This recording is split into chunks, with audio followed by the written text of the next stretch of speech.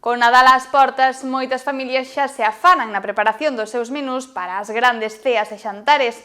O marisco continúa liderando as mesas festivas, pero tamén hai espazo para peixes, carnes e, por suposto, os doces máis tradicionais.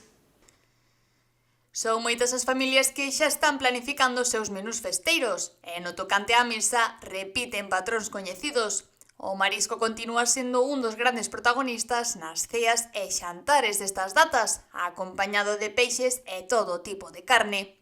De marisco, langostinos, se hai, depende do precio, nécoras. De carne, rodaballo. E como fai o rodaballo? Ao forno, unhas patatiñas fritas por abaixo e ceboliña, e despois, claro, teño en adobo con allo e perixel, e botarlle por riba e viño blanco ao forno e listo. Home, como sempre, langostinos, unhas gambiñas ao ajillo.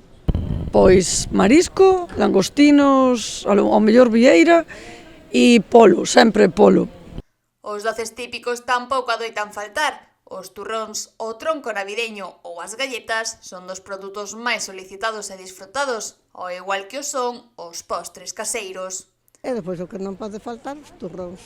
Pois un tronco de Navidad, ou senón, pois turróns e cousas desas, ou galletas navideñas, bueno, cousas típicas de Navidad.